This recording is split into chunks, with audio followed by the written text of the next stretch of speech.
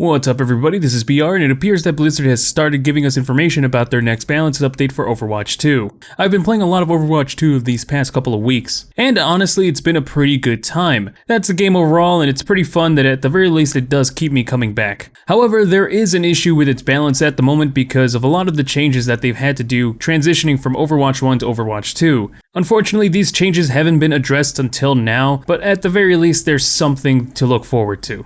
But what I want to talk about today is what they're really getting wrong with their balance update. But before I get into the nitty and gritty, let's talk about the overall changes and what's good. So the good is that D.Va, Zarya, Genji, and Sombra are getting nerfs. I'm happy to see D.Va, Zarya, and Genji getting nerfs because they're kind of unproportionally powerful compared to the rest of the cast.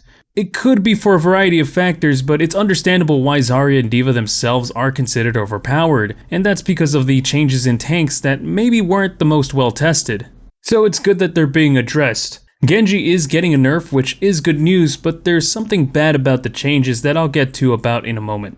And I'm glad to see these heroes targeted for nerfs, as they are the ones that are considered kind of overpowered at the moment. I'm also glad to see Sombra on this list because she is pretty annoying. I don't understand why Blizzard decided to change the way that Sombra works, and I fucking hate how they decided to change Sombra for Overwatch 2, breaking the cardinal sin of first-person shooters, and that's allowing people to do stuff while invisible. It makes it overly annoying, and Sombra really just makes tank feel like such a fucking chore. Can't wait to get hacked for the nth millionth time. Thanks, Blizzard. But at least she's getting some much-deserved nerfs. The amount of time you stay hacked is being lowered, people she's already hacked cannot be re-hacked while they're already hacked, and the amount of damage that they take from a Sombra who hacked them is being lowered from 40% to 25%. All of that much needed, which I think will bring her down to, at least in power sense, a very good position. Is she still going to be fucking annoying? Yes, she is, and it's something that we're just gonna have to suffer with. I don't think they're gonna change her anytime soon, unfortunately. But that is the good. Some much needed changes that are kind of obvious. I don't know why they didn't do it earlier, but now let's get into the bad. And like I said, I don't know why they didn't do this earlier. This is so late into the season for some much needed changes. I mean, it's not game breaking. I understand if it would be game breaking, that would be definitely bad. And it's not like the game is unplayable. I'm sure that if you have the necessary skills, you can play with pretty much anybody you want. But it does get a little frustrating when somebody else can do a lot better than you while trying half as hard. It just makes the game a little less fun. But, you know, better late than never, I guess. And while I did say that I am glad I see Genji on this list, unfortunately the way that it's being changed is completely stupid.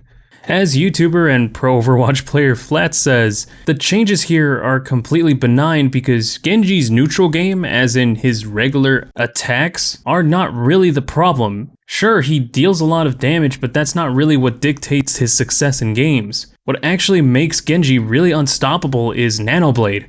Because now you don't have two tanks to focus on, you only have one, and most of the time you can just ignore the tanks and just go for their backline. With two tanks, Nanoblade is much less effective, not to mention that there's no CC in the game, so Nanoblade is pretty much unstoppable. That's really where the issue lies, so changing his maximum ammo and changing the damage of his little throwing stars isn't gonna make that much of a difference. Sure, this might inhibit Nanoblade a little bit because he isn't gonna be able to build ult charge as quickly, but it's such an insignificant change because you only really need one good Nanoblade to win a fight. While this change might make him a little bit less desirable, you're not really tackling the main issue with him. So I consider this change a complete miss. And finally, the last change was to Kiriko, which has everybody kinda scratching their head.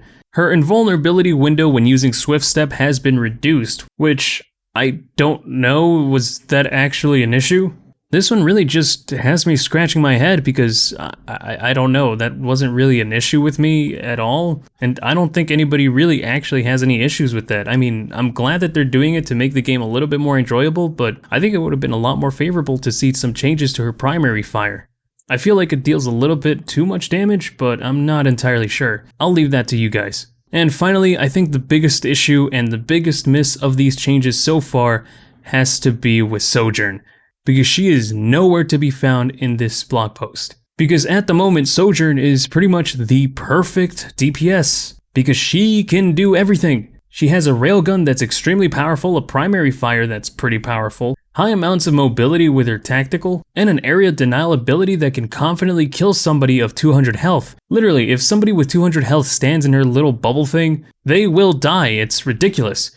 Now, I don't usually want to do this because it's all just hearsay, of course, from one developer, but at the very least there is a little bit of information as to why they're not doing anything for Sojourn at the moment, but it's not good news either. Apparently, in an Ask Me Anything on Twitter, they revealed that Sojourn is not getting any changes because while she is performing really well on the higher skill spectrum, she isn't doing that well in the lower spectrum, and because of that they don't want to make any changes because that would affect the experience for lower skilled players. They don't want her to suck for the average player, that's what they're saying. Which really makes me question that a little, because this is the first time I've ever actually heard of a developer balancing for that reason. Usually it's the opposite. Usually developers avoid balancing a character because of their performance on lower tier skills, because at the higher skill levels, they're just not performing as well. But I don't want to completely bash them on this because I understand where they're coming from. I mean, for the past, I don't know how many years, people have been complaining that Blizzard has been balancing their game for professionals while not hearing the little man. And now they're taking that approach with Sojourn, and people are still kind of giving them shit, so at the very least I'm a little empathetic about their decision. However, when a character is that overtuned, I do think that it just needs some general nerf in some capacity. And I do think that has to do with damage numbers. I feel like the best way to handle Sojourn is to just lower her numbers enough for it to still be a reliable kill, you know? You hurt the enemy a little with your primary fire and then you finish them off with the railgun. I think that's perfectly valid.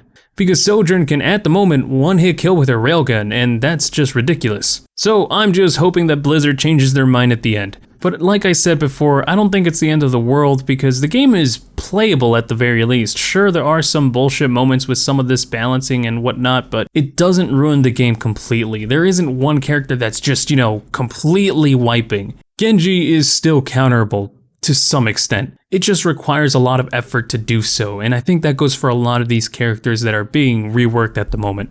And with characters that the community really wants changed. Except for Sombra. Sombra can go fuck herself, dude. So, in conclusion, while I do find these patch notes very, very, very late, I don't really want to knock them for it, because at the very least, you know what? At least there's something to look forward to, man. As a TF2 player, I'm a little bit traumatized with Valve. How many years has it been? 5 years since the last major update? Oh, man. I don't know, man. I guess I'll keep playing Overwatch 2 until there's just something that just makes me completely quit it. But I do think that people are just kind of overblowing things a little bit too much, but hey, that's just me. But what do you think about these balance changes? Do you like them? Do you hate them? I want to hear from you. Do you hate the fact that Blizzard is just taking so long with these changes, or are you a little bit more lenient? Make sure to leave your opinion down in the comment section below. If you found this video interesting, like it if you like it, dislike it if you disliked it. If you'd like to see more content just like this, make sure to subscribe. And if you'd like to support this channel, I do have a Patreon in the description. Thank you so much for watching, and I'll catch you later.